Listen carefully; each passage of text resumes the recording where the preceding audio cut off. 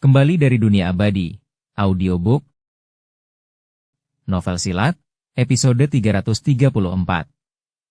Tarik kembali dan kendalikan apimu. Kita pergi.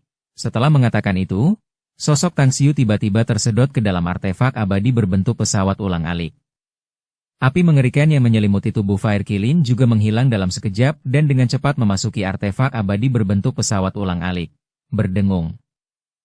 Aura raksasa tiba-tiba terpancar dari artefak abadi berbentuk pesawat ulang-alik sebelum dengan cepat melesat ke dalam lubang di langit. Beberapa menit kemudian, retakan di atas langit perlahan tertutup. Awan menghilang, kilat menghilang, dan gemuruh guntur pun menghilang. Seluruh dunia kembali seperti semula. Bab 1282 Dunia Abadi. Di suatu tempat di domain luar River Sky di dunia abadi. Di tengah dunia yang gelap, kilat menyambar dan guntur bergemuruh.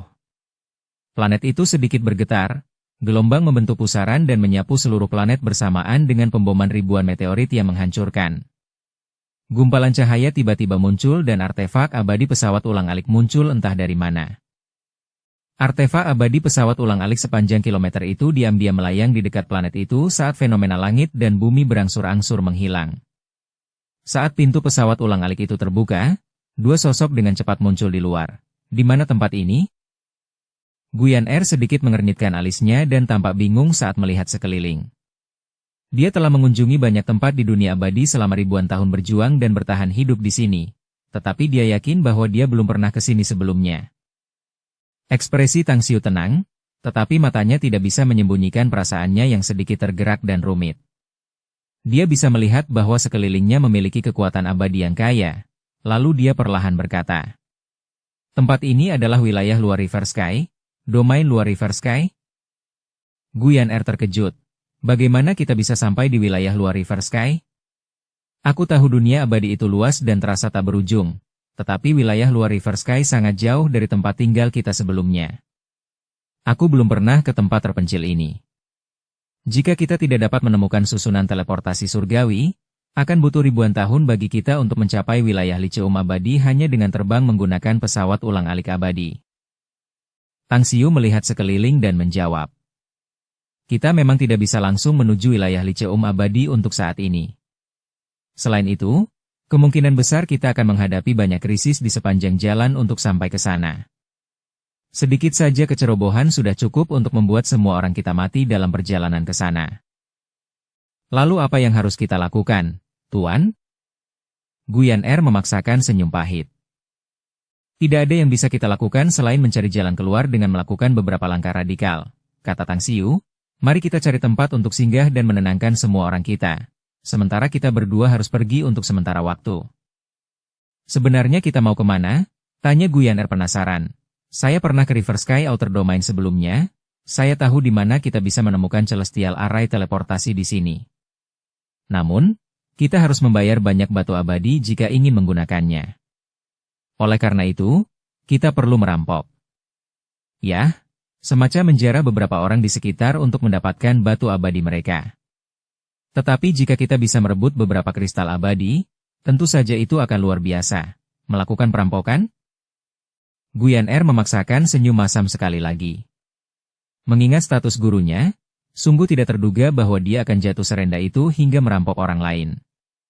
Jika ada orang yang mengetahui identitas gurunya mendengar tentang ini, mereka kemungkinan besar akan terkejut dan tidak percaya. Setelah beberapa hari, artefak pesawat ulang-alik itu mendarat di sebuah planet. Planet itu begitu tandus sehingga tidak ada makhluk hidup yang tinggal di sana. Saat lebih dari 200.000 orang terbang keluar dari pesawat ulang-alik, semua orang mulai mendirikan camp untuk menetap di sini. Berdengung, berdengung, berdengung. Terlepas dari apakah mereka adalah anggota berpangkat tinggi dari Kekaisaran Tang Agung, legioner dari 4 pasukan utama, atau anggota keluarga yang mengikuti mereka, banyak orang mulai mengalami terobosan dalam kultivasi mereka setelah terus-menerus menghirup energi kekuatan abadi. Hampir semua orang berhasil menembus batas setelah menetap selama setengah bulan di planet ini.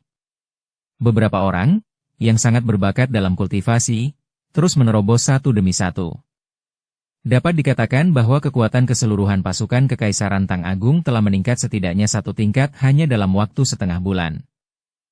Selama setengah bulan ini, Guyan Er telah mengatur 4 susunan di planet itu dengan kekuatan emas abadi miliknya. Setiap lapisan saling terhubung erat dan tidak ada yang dapat melukai siapapun dari kekaisaran Tang besar kecuali orang tersebut berada di tahap emas abadi. Ayo kita berangkat. Setelah mengatur segalanya, Tang Xiu dan Guyan Er melesat ke kejauhan. Sama seperti dunia abadi yang sangat luas, wilayah luar River Sky juga memiliki wilayah yang luas.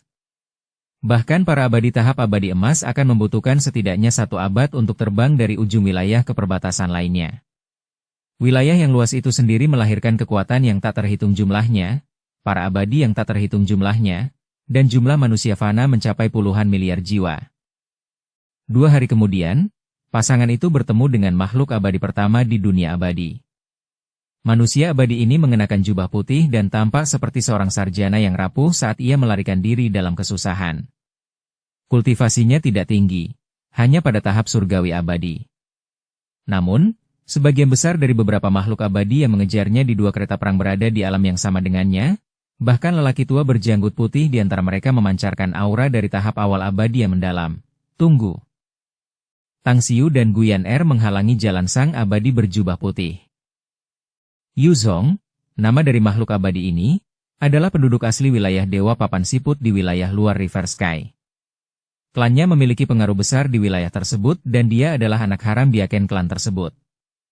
Namun setelah ayahnya ditugaskan untuk mengelola wilayah abadi lainnya, istri utama ayahnya terus mempersulitnya dan bahkan mengirim beberapa orang untuk menyingkirkannya.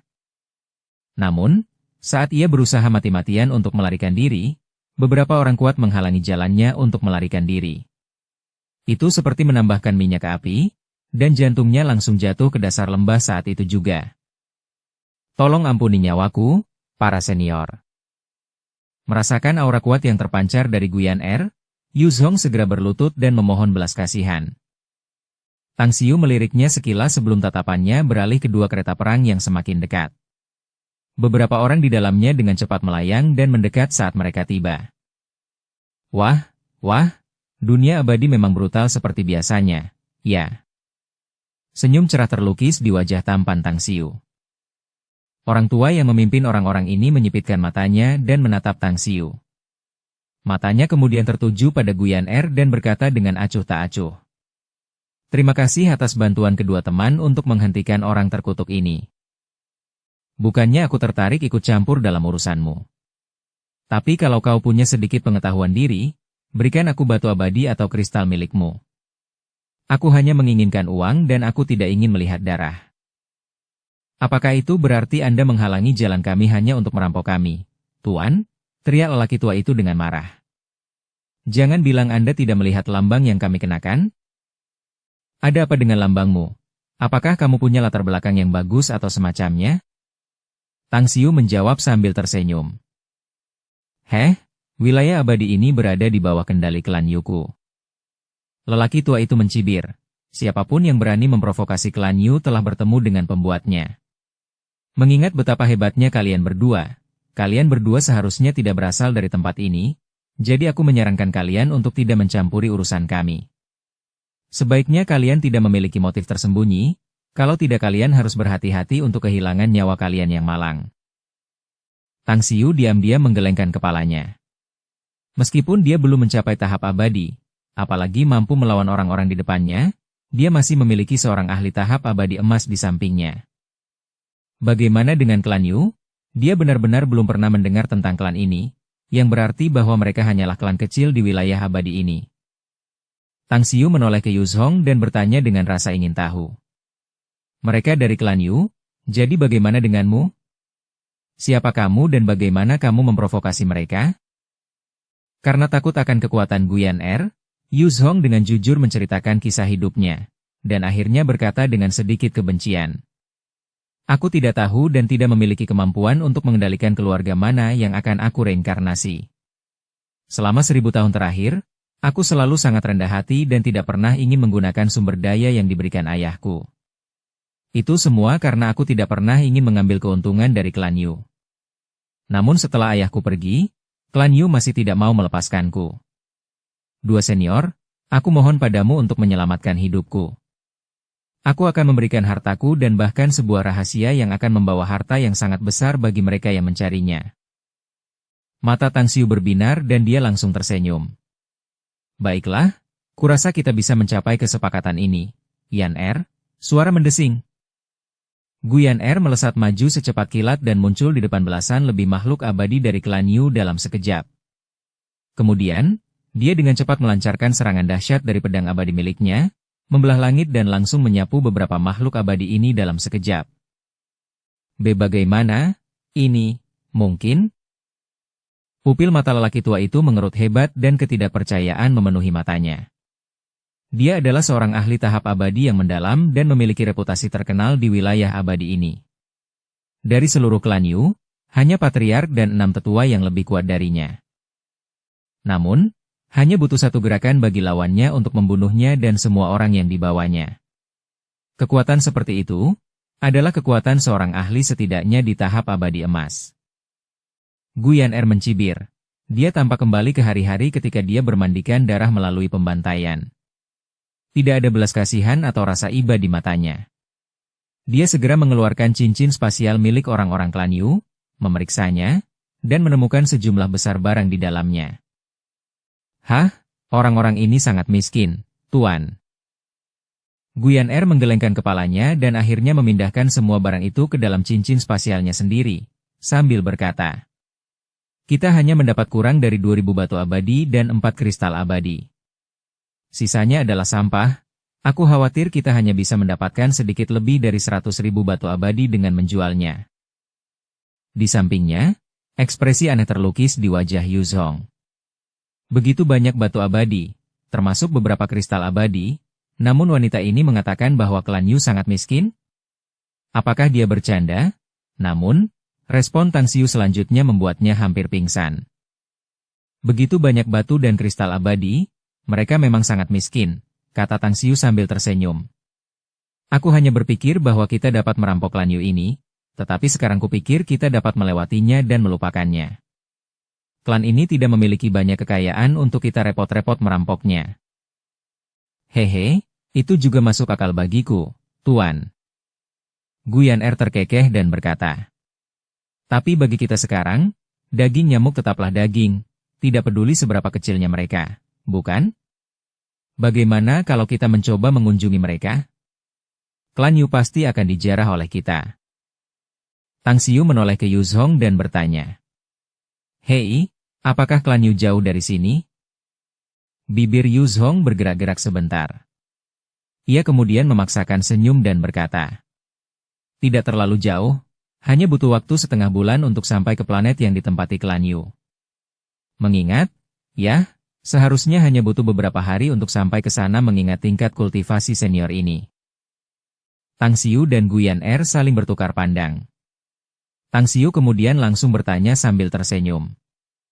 Baiklah, mari kita kunjungi klan Yu karena mereka cukup dekat. Itu benar. Apakah kamu membenci klan Yu? Yu Zhong mengangguk tegas dan berkata. Kebencianku pada mereka sangat dalam. Aku membenci mereka semua kecuali ayahku. Sisanya bisa mati, tidak peduli apa. Hah, mereka sepertinya bukan kelompok yang baik. Tang Xiu mendesah dalam hati. Itu mengingatkanku pada sesuatu. Kau baru saja mengatakan bahwa kau akan memberitahuku sebuah rahasia jika kami membantumu membunuh orang-orang ini. Ceritakan padaku tentang rahasia ini. Aku ingin mendengarnya darimu sekarang. Tapi hati-hati, bocah, jika apa yang disebut rahasiamu ini tidak menarik minatku, kau bisa membayarku dengan harga yang mengerikan. Aku memberitahumu sebelumnya bahwa aku sangat ahli dalam seni rahasia misterius yang dapat mengekstraksi jiwa abadi dan menyiksa mereka untuk selamanya. Kau dapat mengatakan bahwa bahkan iblis akan mengompol jika aku menggunakan teknik ekstraksi jiwa abadi ini pada mereka. Tang Xiu mengeluarkan sebatang rokok, menyalakannya dan kemudian berkata sambil merokok. Bab 1283 menggeledah klan Anda. Menghadapi tanggapan seperti itu, Tang Su tersenyum dan jantungnya berdegup kencang beberapa kali. Orang ini ternyata sangat hormat dan memanggilnya sebagai ahli senior. Meskipun dia tidak bisa merasakan aura yang kuat dari pemuda di depannya, dia setidaknya adalah ahli tahap Dewa Surgawi. Orang ini pasti mengira bahwa dia adalah seorang ahli yang menyembunyikan kekuatannya. Oleh karena itu, tidak dapat dibayangkan seberapa dalam ketakutannya. Lebih jauh, Yu Zhong yakin bahwa orang-orang ini bukanlah sekelompok orang yang baik untuk dihadapi. Ia bahkan merasa sedikit menyesal, berpikir bahwa ia akan menipu mereka dengan kebohongan lainnya. Selama ia bisa melarikan diri, ia akan menunggu kekuatannya meningkat sebelum pergi ke tempat itu untuk mencoba peruntungannya lagi. Namun sekarang tampaknya ia akan berakhir sengsara jika ia memilih untuk menipu mereka. Senior, rahasia yang kuceritakan kepadamu sebelumnya sebenarnya adalah tanah surgawi yang kutemukan. Namun, tempat itu penuh dengan bahaya fatal yang tidak akan bisa dilintasi oleh makhluk abadi yang lemah. Aku bekerja sama dengan beberapa orang saat itu untuk menjelajahi tempat itu untuk mendapatkan sumber daya kultivasi. Namun, semua rekanku tewas, dan hanya aku yang berhasil lolos dan bertahan hidup secara kebetulan.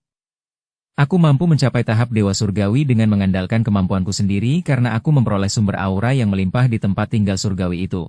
Sumber kelimpahan aura? Tang Xiu dan Guyan Er saling berpandangan, keduanya tampak terkejut. Sumber kelimpahan aura adalah sejenis objek roh langit dan bumi yang sangat bermanfaat bagi para kultivator abadi. Secara khusus, hal itu dikarenakan efeknya yang besar dalam memelihara dan meningkatkan kekuatan jiwa abadi. Setiap kultivator biasa, yang mengonsumsi sumber kelimpahan aura ini pasti akan berhasil dalam kultivasinya hingga ke tahap abadi jika ia tidak mati di tengah jalan.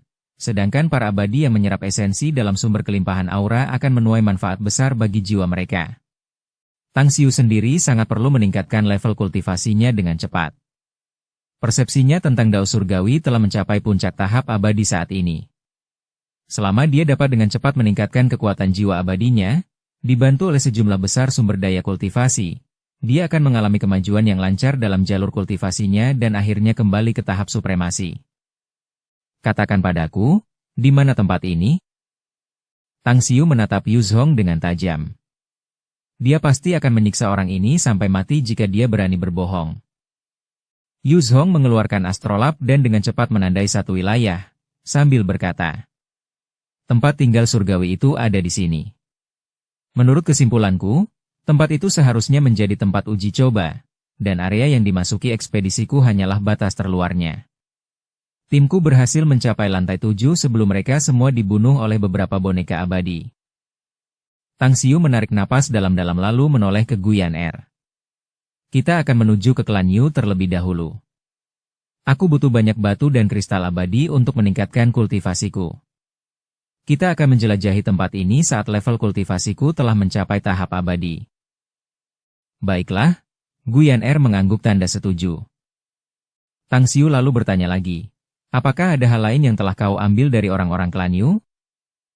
Ya, Guyan Er mengeluarkan sebuah astrolab dan melanjutkan.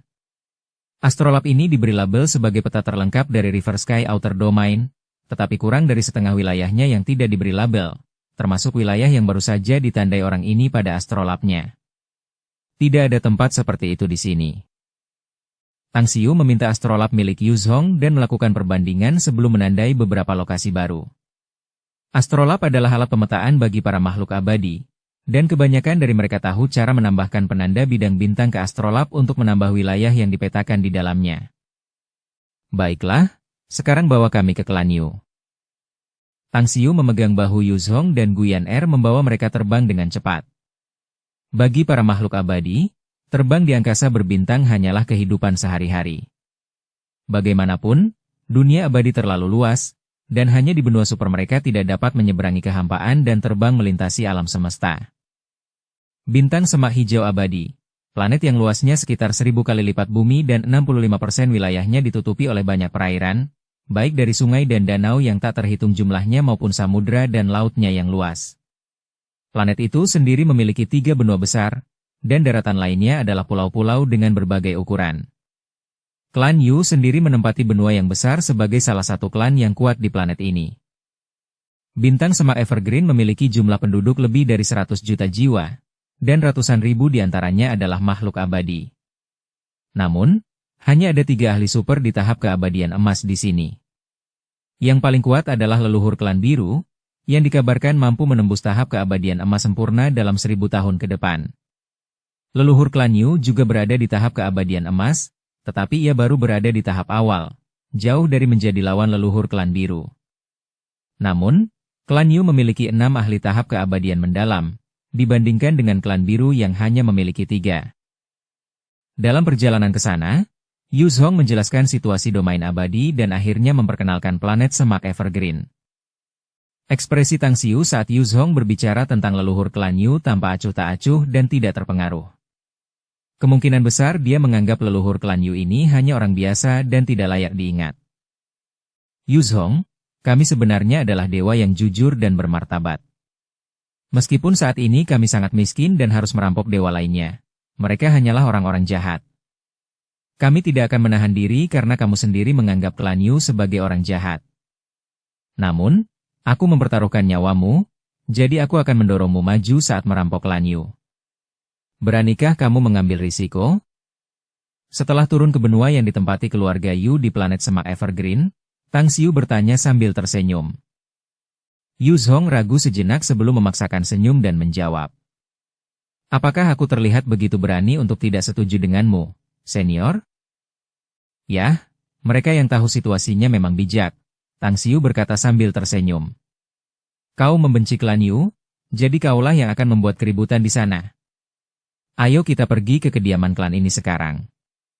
Ah, ngomong-ngomong, apakah kau tahu di mana gudang harta karun klan Yu? Yu Zhong menggelengkan kepalanya dan berkata, aku tidak pernah mengambil sumber daya apapun dari klan Yu. Bagaimana aku bisa tahu di mana gudang harta karun mereka? Namun, kurasa kau bisa dengan mudah meminta jawaban dari beberapa anggota senior klan.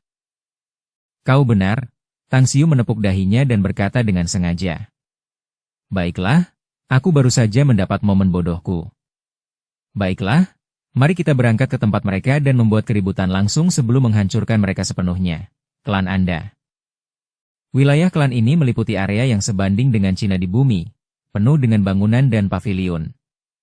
Tidak ada seorang pun yang terbang di atas wilayah tersebut karena klan ini telah mengatur susunan yang sangat kuat. Mereka yang terbang akan diserang oleh susunan tersebut kecuali mereka dapat menghancurkannya. Ledakan. Gerbang depan kediaman klan Yu yang setinggi 100 meter hancur berkeping-keping oleh pukulan Yu Zhong. Puluhan anggota klan Yu yang berjaga di luar gerbang depan semuanya hanyalah makhluk abadi biasa. Tak satu pun dari mereka yang mampu menahan pukulan Yu Zhong dan langsung terbunuh.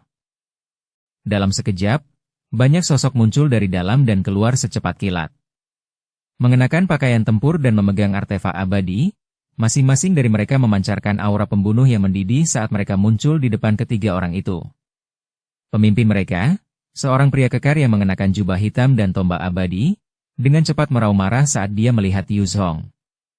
Kamu berani membunuh anggota klanmu sendiri dan menghancurkan pintu depan kediaman klanmu sendiri? Kamu pantas mati karena dosa besar seperti itu. Kamu bajingan sialan, Yu Zhong. Siapa yang memberimu nyali seperti itu? Dukung channel Novel Silat dengan subscribe, follow, like, komen dan share. Yu Zhong menghunus pedangnya dan dengan agresif mengeluarkan niat membunuh. Yulong, jika kau benar-benar menganggapku sebagai anggota klan Yu, lalu mengapa wanita jalang itu mengirim beberapa orang untuk mengejarku? Tak seorang pun dari kalian yang berkuasa peduli padaku, bukan? Aku pasti sudah dibunuh oleh klan Yu jika aku tidak bertemu dengan kedua dermawan ini. Tatapan simpatik terpancar di mata lelaki kekar itu. Namun, dia tetap menjawab dengan dingin. Itu masalahmu sendiri, kami tidak ada hubungannya sama sekali. Namun, kamu tetap mengambil orang luar, menghancurkan pintu depan klan, dan membunuh anggota klanmu sendiri. Semua itu adalah dosa besar. Menyerahlah dan kamu bisa hidup sedikit lebih lama, atau kamu akan mati tanpa kesempatan untuk bereinkarnasi. Heh, kau ingin aku menyerah? Kau bahkan tidak memenuhi syarat untuk membicarakannya. Yu Zhong mencibir. Dua senior, aku berutang budi padamu atas kebaikan hati kalian berdua, dan sekarang aku memberimu klan ini untuk membayar utangku. Para senior dapat dengan santai membantai mereka jika mereka berani tidak menghormatimu. Tang Xiu tersenyum tipis dan mengamati Yulong yang kekar. Namun, dia tidak bisa menahan perasaan tidak berdaya di dalam hatinya. Karena kekuatannya saat ini, Dia hanya bisa mengalahkan makhluk abadi biasa. Bahkan seorang dewa bumi pun bisa dengan mudah menamparnya sampai mati. Oleh karena itu, meskipun dia melakukan aksi perampokan ini dengan Guyan Er, tidak ada yang bisa dia lakukan saat ini. Yan Er, jangan buang waktu dan serang saja mereka. Senyum di wajah Guyan Er perlahan memudar. Saat dia melepaskan pedang abadi di tubuhnya, lapisan-lapisan bayangan pedang yang tumpang tindih menyebar hingga puluhan kilometer. Hanya butuh sekejap mata baginya untuk menghancurkan semua bangunan terluar klan Yu. Sementara puluhan ribu orang klan Yu terluka parah dan kehilangan kemampuan bertarung. Dia tidak membunuh siapapun karena dia tahu bahwa tidak mungkin baginya untuk melakukan pembunuhan yang tidak beralasan mengingat kepribadian Tang Xiu. Oleh karena itu, dia menyelamatkan nyawa orang-orang ini dan hanya menghapus kultivasi mereka saat dia menyerang. Bajingan! Yulong, yang telah mundur sejauh puluhan kilometer, segera berbalik untuk melihat Guyan Er yang menakutkan dan meraung. Semua Tuan Diaken, beberapa orang luar baru saja datang untuk membuat masalah di klan Yu kita. Tolong bertindak cepat dan bunuh mereka. Wus! Wus! Wus! 3 sosok melintas dan langsung muncul di hadapan Yulong. Seorang pria kekar di tengah melancarkan serangan dengan pedang dan meraung. Siapa kalian, orang-orang? Beraninya kalian menantang kekuatan abadi klan Yu? Apa kalian tidak sabar untuk mati? Guyan Er mendengus dingin sebagai tanggapan dan langsung mengeluarkan 80% kekuatannya. Saat dia mengeluarkan jurus abadi dan memperlihatkan kemampuan ilahi, banyak orang klan Yu terkena dampaknya dan terbang terbalik. Mereka semua tercengang, sementara 3 tahap abadi mendalam yang diserang langsung olehnya tampak ngeri. Kau adalah Dewa Emas? Dewa Emas menyerang klan Yu? Segera beritahu leluhur dan biarkan para tetua mengambil tindakan untuk membunuh musuh-musuh ini. Yulong menggeram panik setelah melihat bahwa 3 Diaken Dewa Emas tidak berdaya dan terbang terbalik setelah serangan itu. Mereka berdua bahkan tampak telah meninggal. Guyan Er mengeluarkan tatapan menghina. Sinar pedang terus menyerang dan mengejutkan semua anggota klan Yu di bawah tahap abadi bumi sambil membunuh mereka yang di atasnya. Pada saat yang sama, dia mengirim ribuan cincin spasial ke arah Tang Xiu. Bab 1284 Profesi yang membawa keberuntungan paling cepat. Berdiri di udara, Tang Xiu menatap cincin-cincin ruang angkasa yang terus berdatangan padanya dengan senyum cerah di wajahnya yang tampan. Ia kemudian mengeluarkan jurus rahasia untuk menghapus tanda pemilik sebelumnya pada cincin-cincin itu dan kemudian dengan cepat memasukkannya ke dalam cincin ruang angkasa miliknya sendiri. Yu Zhong, yang berdiri di sampingnya, memasang ekspresi yang sedikit rumit. Ia dulu membenci orang-orang klan Yu ini, tetapi sekarang mereka seperti domba yang disembelih dan jatuh ke tanah. Banyak dari orang-orang yang telah menindasnya berkali-kali telah terbunuh, tetapi kebalikan dari peruntungannya memberinya perasaan campur aduk dan rumit. Setelah sekian lama, 2 garis air mata mengalir di wajahnya. Urat-urat hijau di dahinya kemudian menonjol saat dia menatap ke langit dan berteriak keras. Apakah kamu melihat itu, Ibu? Pembalasan telah datang. Orang-orang Yu yang terkutuk ini telah dihukum. Jiwamu di surga sekarang dapat beristirahat dengan tenang. Tiba-tiba, dari tempat terdalam kediaman klan Yu, sebuah suara tua bergema dan membuat bagian dunia ini berguncang. Siapa yang datang ke klan Yuku untuk membuat masalah? Apakah menurutmu klan Yu bukan siapa-siapa? Guyan Er menarik kembali pedang abadi miliknya dan mengalihkan perhatiannya ke orang yang datang. Rasa jijik langsung terpancar di matanya saat dia berkata dengan dingin. Heh, klan Yumu memang memiliki banyak orang, tetapi mereka hanyalah semut. Bocah, tidak mudah bagimu untuk berkultivasi hingga ke tahap abadi emas, jadi sebaiknya kau membuka brankas harta karun klanmu dan menyerahkan semua kekayaanmu jika kau ingin hidup. Ini hanya perampokan sialan? Yu Haoran tidak dapat mempercayai telinganya sendiri ketika dia muncul di hadapan Guyan Er. Dia dapat merasakan kekuatan besar yang datang darinya. Namun, bahkan dalam mimpinya yang terliar, dia tidak pernah berpikir bahwa seorang ahli tahap abadi emas akan begitu acuh tak acuh hingga merampok klannya dan mengabaikan reputasinya sendiri. Harta macam apa yang dimiliki klannya sehingga dia begitu kurang ajar? Bolehkah aku tahu siapa yang mulia? Tidak mungkin merampok kami adalah niatmu yang sebenarnya, bukan? Tanya Yu Haoran dengan suara berat. Ah, aku? Seorang dewa emas yang bermartabat memiliki mata yang tamak dan ingin merampok klanmu yang malang? Kau sedang bermimpi, aku datang ke sini bersama tuanku hanya untuk membalas dendam. Namun, menimbun sumber daya itu adalah hal yang sia-sia bagi klanmu. Sebaiknya biarkan aku dan tuanku melakukan sesuatu yang baik dan membantumu mengumpulkannya.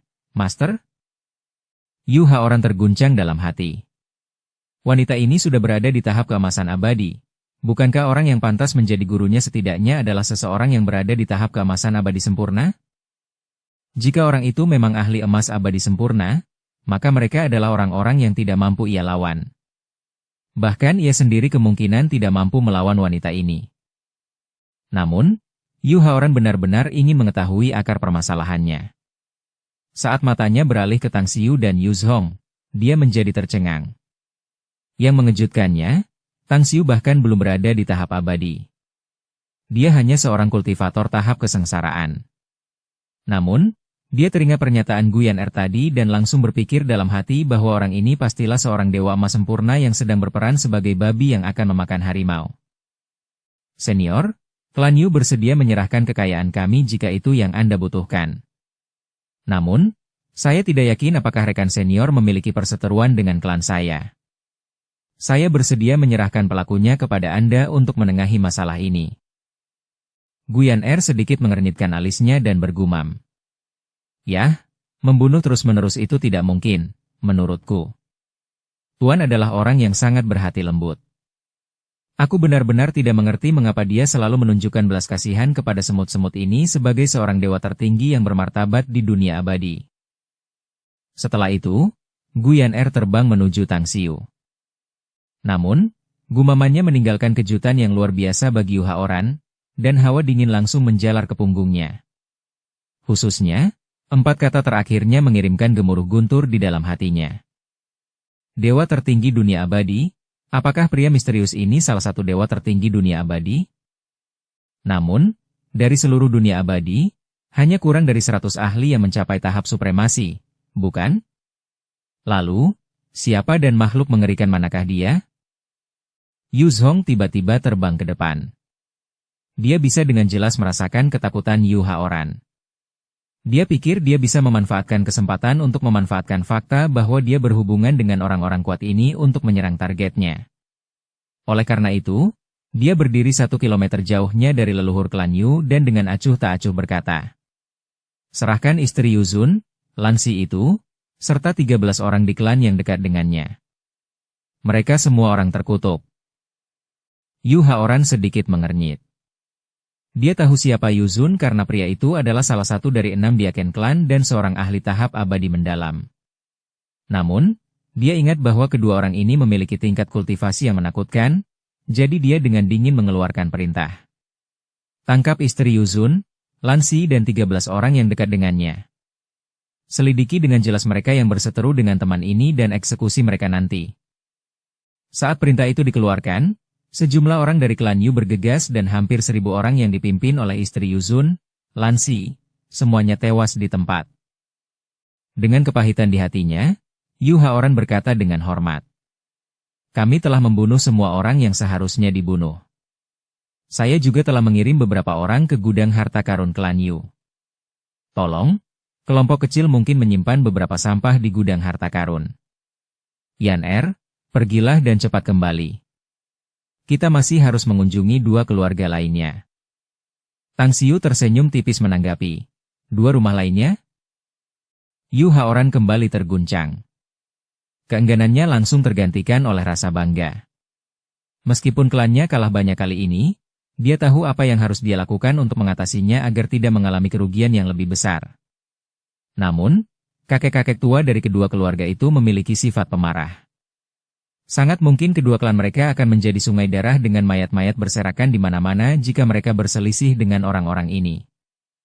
Beberapa menit kemudian, Guyan Er kembali dan mengangguk pelan. Mereka bertiga kemudian berhenti memperhatikan Yu Haoran dan langsung terbang ke kejauhan. Yu Haoran berdiri di udara dan terus menatap ke arah di mana ketiganya menghilang. Ia kemudian menarik napas dalam-dalam dan berkata dengan nada yang dalam, "Beritahukan kepada semua murid klan untuk tidak berkeliaran dalam waktu dekat. Kalian semua harus tetap diam, dan mereka yang memprovokasi orang-orang itu tidak perlu dibunuh oleh orang lain karena aku akan membunuh mereka dengan tanganku sendiri. Suara mendesing. Seorang pria tegap dan kuat muncul di samping Yu Haoran dengan ekspresi marah. Sambil menahan amarahnya, dia berkata, "Paman keenam, mengapa kamu harus berkompromi dengan mereka? Bukankah seharusnya kamu bisa membuat mereka tetap tinggal dengan kekuatanmu?" Yu Haoran menoleh padanya dan cahaya dingin melintas di matanya saat dia berkata dengan acuh tak acuh. "Aku, menahan mereka di sini? Apa kau benar-benar berpikir aku bisa melakukan itu?" Dia setidaknya berada di tahap akhir tahap abadi emas, dan dia memanggil pria itu tuan. "Apa kau benar-benar berpikir aku bisa melakukan aksi seperti itu?" Pria kekar itu terkejut dan bertanya. "Wanita itu adalah ahli emas abadi tahap akhir?" "Heh, kenapa kau pikir aku mau berkompromi? Apa kau benar-benar berpikir aku begitu kejam sampai-sampai membuang nyawa keturunan Yu? Kalau hanya ada wanita itu saja, aku pasti sudah mengaktifkan susunan perlindungan klan Yu dan aku mungkin bisa beradu pukul dengannya untuk beberapa waktu. Tapi untuk gurunya yang sangat hebat, apa kau tahu tentang tingkat kultivasinya?" Pria tegap itu ragu sejenak lalu menjawab. "Mungkinkah dia adalah dewa emas sempurna?" "Tidak, dia seorang suprim." Yu Haoran menggelengkan kepalanya. "Hanya satu serangan biasa darinya sudah cukup untuk menghancurkan seluruh wilayah klan kita. Untungnya, dia tidak mau repot-repot melakukan apapun kepada kita. Kalau tidak kalian semua akan menjadi mayat, termasuk aku." Terkesiap. Pria kekar itu tidak dapat menahan diri untuk tidak terkesiap setelah mendengar ini. Wilayah lainnya di planet Semak Evergreen adalah milik klan biru. Setelah ketiganya tiba, Guyan Er langsung mengejutkan Yu Zhong dan melemparkannya ke sudut sebelum dia menyelinap ke klan biru bersama Tang Xiu. Kedatangan mereka kali ini tidak membuat siapapun di klan biru khawatir, dan Tang Xiu berhasil memecahkan semua susunan yang dipasang di mana-mana oleh klan ini secara pribadi. Guyan Er, di sisi lain, bertanggung jawab atas penjarahan gudang harta karun klan biru. Setelah 2 hari, keduanya telah merampok 80% kekayaan klan biru. Setelah itu, dua itu membawa Yu Zhong yang pingsan dan muncul di wilayah rumah lain, menjalankan prosedur operasional standar yang sama, lalu meninggalkan planet Semak Evergreen langsung ke langit berbintang yang luas. "Persetan dengan klan Yu, kau benar-benar terkutuk, klan." Hanya beberapa hari setelah mereka pergi, suara gemuruh terdengar dari klan biru dan klan lainnya. Sejumlah besar ahli dari kedua belah pihak segera berkumpul dalam waktu singkat untuk menyerang klan Yu. Alasannya sederhana, pencuri dari klan Yu telah mencuri hampir semua kekayaan mereka. Namun, Tang Xiu dan Guyan Er tidak mau repot-repot memikirkan semua hal sepele ini. Mereka menyeret Yu Zhong untuk mencari planet terpencil dan tinggal di sana sebelum mengasingkan diri. Tang Xiu menghabiskan 3 bulan dalam pengasingan dan, alih-alih menyerap energi dalam kristal abadi, ia memilih untuk berusaha sekuat tenaga menyerap kekuatan abadi dalam batu abadi. Setelah 3 bulan, ia akhirnya menyambut kesengsaraan abadinya. Teknik kultivasinya, seni surgawi asal kosmik, adalah seni kultivasi tingkat atas di alam iblis. Bahkan Dewa Iblis akan menuai manfaat besar dengan mengolahnya. Namun, Tang Xiu sendiri tidak memiliki energi iblis, tetapi energi kekacauan primal yang beberapa tingkat lebih tinggi dari energi iblis. Oleh karena itu, penyebab kesengsaraan abadi yang sangat menakutkan baginya. Kekuatan kesengsaraan abadinya jauh lebih besar daripada kesengsaraan abadi manapun. Bahkan Guyan Er, yang berdiri ribuan mil jauhnya, memiliki ekspresi khawatir di wajahnya, sedangkan Yu Zhong yang berada di sebelahnya, memasang ekspresi aneh. Dia menatap dengan bingung ke tempat Tang Xiu berada, tidak mampu mengungkapkan perasaannya yang membingungkan di dalam hatinya. Master dari wanita tahap abadi emas ini baru saja melewati kesengsaraan. Namun ada hal konyol yang benar-benar merupakan zaman pertama yang mengguncang alam semesta yang belum pernah terjadi sebelumnya yang pernah didengarnya. Oleh karena itu, Yu Zhong teringat kata-kata yang diucapkan Guyan Er di kediaman klan Yu. Semua kejenakaan mereka memberinya perasaan lucu yang tiba-tiba membumbung tinggi. Aksi tertinggi dunia abadi itu jelas merupakan gertakan. Namun, Sulit baginya untuk percaya bahwa bahkan leluhur klan Yu membelinya dan bahkan secara pribadi bergerak untuk menyingkirkan musuh bebuyutannya dan menawarkan sebagian besar kekayaan klan mereka dengan sukarela. Saat ini, sosok Tang Xiu berdiri di tengah kesengsaraan abadi. Sebuah sambaran petir setebal lengan menyambar tubuhnya, tetapi tidak mampu menghancurkan pertahanan tubuhnya.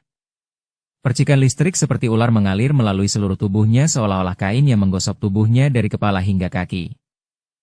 Angin puting beliung bercampur dengan gelombang kekuatan abadi melingkupi Tang Xiu, tetapi angin puting beliung yang mengerikan itu hancur setiap kali Tang Xiu meninjunya. Pada saat yang sama, ribuan planet di sekitarnya sedikit bergetar. Setiap benda langit ini memiliki kekuatan hidup yang paling vital yang diekstraksi secara gila-gilaan oleh Tang Xiu. Dia terus menyerapnya ke dalam tubuhnya sementara pada saat yang sama menggunakannya untuk menahan kesengsaraan surgawi. Ribuan benda langit di dalam dirinya mulai membengkak dan menjadi sebesar bumi setelah dia menahan 81 sambaran petir. Bab 1285 menghadapi pertempuran di jalan. Pohon alam semesta jalan surgawi yang mengambang di ruang dantiannya telah tumbuh setinggi 333 meter dan memiliki cabang serta daun yang hijau dan rimbun.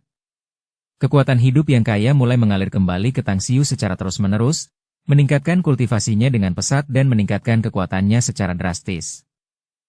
Kekuatan dan tenaga ini, merasakan dengan saksama rasa kekuatan ini dan perasaan kembung serta bahwa semuanya berada di bawah kendalinya, Tang Xiu sedikit gemetar. Itu adalah tahap yang pernah dialaminya sebelumnya, sesuatu yang sangat disadarinya. Meskipun tubuhnya telah menyerap kekuatan abadi, dia sama sekali tidak dapat dianggap sebagai makhluk abadi biasa karena kekuatannya sekarang sebanding dengan ahli bumi abadi. Namun, hal terpenting dari peningkatan kekuatan yang begitu tajam adalah kenyataan bahwa ia kini dapat menggunakan banyak seni rahasia abadi dan kemampuan ilahi yang sebelumnya tidak dapat ia gunakan. Dengan kekuatannya saat ini, ia bahkan dapat dengan mudah membunuh dewa surgawi biasa. Rasanya luar biasa. Saat kesengsaraan abadi mereda, Tang Xiu perlahan meregangkan tubuhnya dan senyum percaya diri muncul di wajahnya. Dia tidak bisa menahan diri untuk berbisik pada dirinya sendiri. Tiba-tiba, senyumnya membeku dan dia melamun sebentar. Tiba-tiba dia menyadari hal lain. Dulu ketika dia melewati kesengsaraan seperti itu, dia selalu harus menghadapi halusinasi, tetapi dia tidak menghadapinya sekarang. Apakah karena aku telah menghilangkan penghalang iblis di hatiku? Jadi aku tidak lagi memiliki gangguan iblis mental seperti itu? Tang Xiu mengerutkan kening sebelum menerima alasannya sebagai kesimpulan yang masuk akal dan perlahan-lahan merasa lega dari ketegangan. Di tempat yang jauh, Yu Zhong masih tercengang dan terdiam saat kesengsaraan abadi yang mengerikan mereda. Ketika dia melihat wajah Tang Xiu yang tersenyum, dia sepertinya baru saja melihat keajaiban paling luar biasa dalam hidupnya dan mulutnya menganga. Guyan Er, di sisi lain, tampak gembira. Dia menoleh untuk melirik Yu Zhong di dekatnya dan langsung tertawa terbahak-bahak, tidak dapat menahan keinginannya untuk tertawa. Kemudian, dia bertanya, "Kamu merasa itu terlalu mudah, bukan?" Kelihatannya terlalu mudah, memang. Bibirnya bergerak-gerak, Yu Zhong bergumam. Kekuatan kesengsaraan abadi yang harus kuhadapi sebelumnya jauh lebih buruk daripada yang baru saja kulihat. Itu seperti jalan keluar yang sempit bagiku, dan aku hampir tidak mampu menahannya. Tapi dia, mengapa aku merasa dia hanya menganggap kesengsaraannya seperti lelucon? Kesengsaraan yang begitu dahsyat, namun sepertinya itu hanya membuatnya geli. Ini, tidak mungkin dao surgawi mengirimkan guntur yang mengepul seperti itu tetapi ternyata hanya mengirimkannya tetesan hujan kecil, kan? Katakanlah, seperti sengaja membuang permainan untuk mendukungnya atau semacamnya. Pef, hahaha.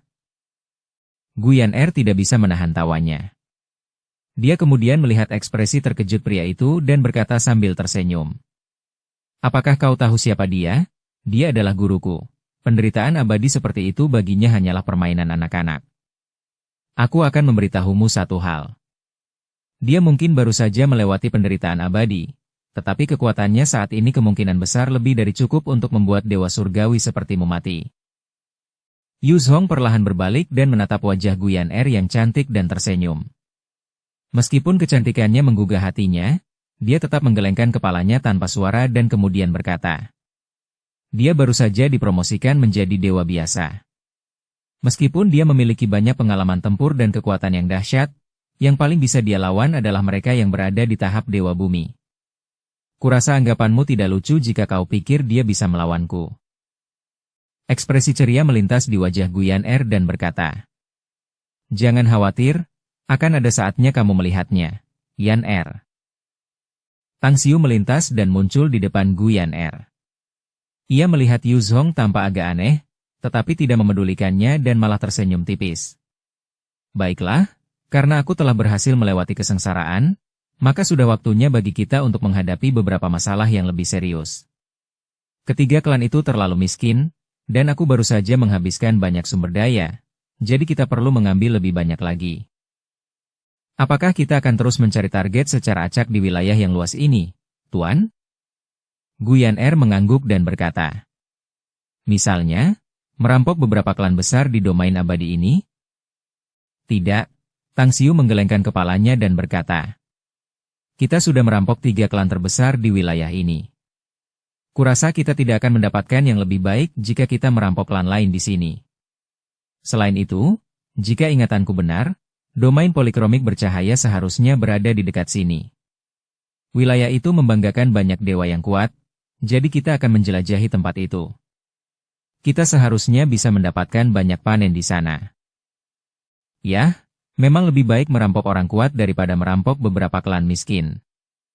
Guyan Er mengangguk dan berkata, "Lalu, bagaimana dengan orang ini, Tuan? Apakah kita akan membunuhnya atau membiarkannya pergi begitu saja?" "Tidak perlu membunuhnya. Dia bukan musuh kita, dan kekuatannya bukanlah ancaman bagi kita." Tang Xiu menggelengkan kepalanya dan berkata, "Baiklah, biarkan dia mengikuti kita terlebih dahulu. Kita bisa melepaskannya setelah kita merampok cukup banyak sumber daya kultivasi." Yu Zhong menyeka keringat dingin dari dahinya dan menyela dengan tergesa-gesa. Ya, aku mungkin lemah, tetapi aku masih seorang ahli tahap Dewa Surgawi. Aku yakin ada sesuatu yang bisa kulakukan untuk membantumu. Selain itu, aku tidak memiliki niat jahat terhadapmu dan malah merasa berterima kasih kepadamu. Kalau bukan karenamu, aku pasti sudah mati di tangan orang-orang klanku, apalagi membalas dendam. Kau memang punya kebijaksanaan dan sangat menyadari situasi ini." Tang Xiu menjawab, "Jika ada, kami tidak suka membunuh orang yang tidak bersalah. Kami akan membawamu ke tempat yang memiliki sumber kelimpahan aura nanti asalkan kau mematuhi perintah kami. Kau tentu bisa yakin bahwa kau tidak akan pergi dengan tangan kosong. Ketika kami berhasil mendapatkan cukup banyak sumber daya kultivasi, kami akan memberimu 1/10.000 dari semua sumber daya sebagai hadiah." Bagian 1/10.000, mata Yu Zhong berbinar dan tampak gembira. Meskipun 1/10.000 mungkin terdengar sedikit, itu jelas merupakan jumlah kekayaan yang luar biasa baginya. Dia tahu bahwa jumlah sumber daya kultivasi yang dirampok pasangan ini dari ketiga klan itu sangat besar. Hanya sumber daya itu saja sudah sangat besar. Terima kasih, senior. Aku pasti akan berusaha sekuat tenaga untuk melakukan apapun yang kau minta." Sikapnya sangat memuaskan Tang Xiu. Sebelum mereka pergi dengan cepat, dia bahkan berbicara kepadanya. "Kamu sendiri tidak buruk. Kamu tidak pernah mengambil sumber daya apapun dari klan Yu selama ini. Meskipun kekuatanmu rata-rata, kamu memiliki semangat yang luar biasa. Sebagai kultivator abadi, kita harus memiliki nyali untuk melawan surga, iblis, dan segala macam penjahat. Dunia abadi adalah tempat yang brutal di mana kamu akan disingkirkan jika kamu tidak melawan, dan kamu dapat berharap untuk mati di tangan musuh yang lebih kuat. Jika kamu terus berkultivasi dengan tekun, ada kemungkinan kamu bisa menjadi ahli yang sangat kuat yang mengguncang dunia di masa depan." Yu Zhong sendiri setuju dengan kata-kata Tang Xiu, tetapi dia tidak bisa menahan perasaan bahwa dia sedang dipandang rendah dalam hatinya. Orang lemah yang baru saja menjadi abadi memberinya bimbingan seperti itu benar-benar seperti lelucon yang tidak lucu. Seminggu kemudian, ketiganya tiba di medan bintang polikromatik Luchen. Wilayah itu memiliki benua raksasa yang mengambang begitu luas sehingga orang tidak akan dapat melihat batasnya. Beberapa makhluk surgawi di dunia abadi pernah mencoba mengukurnya satu demi satu dengan terbang. Tetapi wilayah itu begitu besar sehingga bahkan seorang ahli Dewa Emas sempurna akan menghabiskan beberapa tahun terbang dari satu ujung ke ujung lainnya. Medan bintang ini memiliki ciri khas tersendiri dengan keberadaan cahaya prisma yang indah dan menggetarkan jiwa di mana-mana. Namun, awan merah yang berkibar di udara terbukti sangat menghalangi pandangan seseorang. Bersambung ke episode 335. Dukung kami dengan subscribe, follow, like, komen dan share. Terima kasih.